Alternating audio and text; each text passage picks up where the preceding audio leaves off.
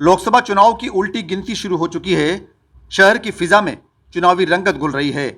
चुनावी माहौल में स्टार प्रचारकों के आने का दौर भी जारी है।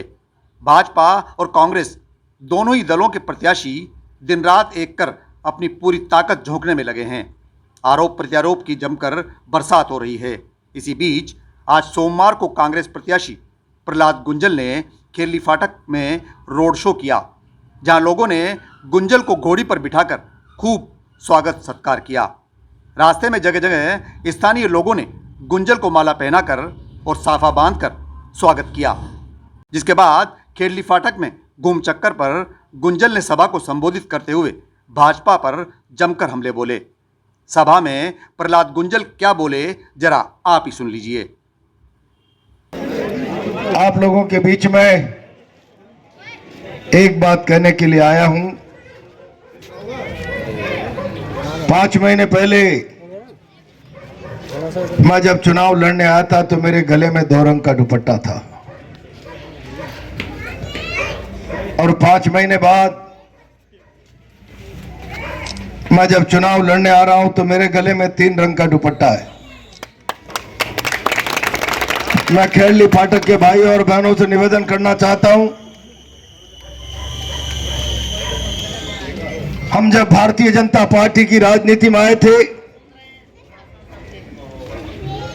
तो बहुत जोर से नारा देते थे, सैद्धांतिक रूप से बात करते थे।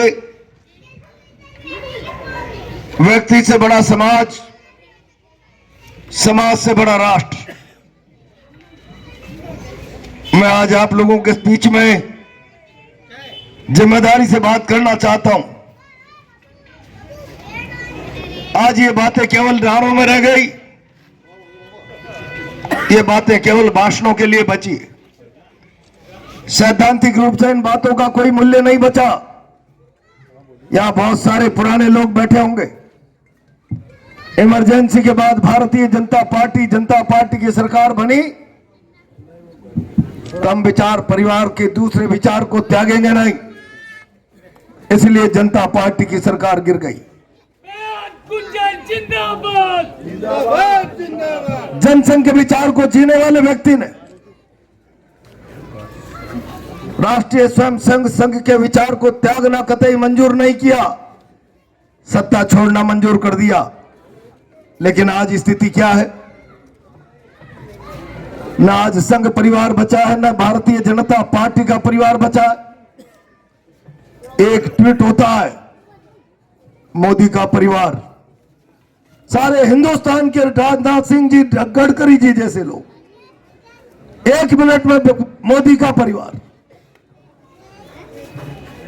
हम कभी व्यक्तिगत रूप से नारे लगाते थे तो हमें सिखाया जाता था, पढ़ाया जाता था, ये जनसंघ भारतीय जनता पार्टी विचारधारा की पार्टी है, या व्यक्तियों के नारे नहीं लगते।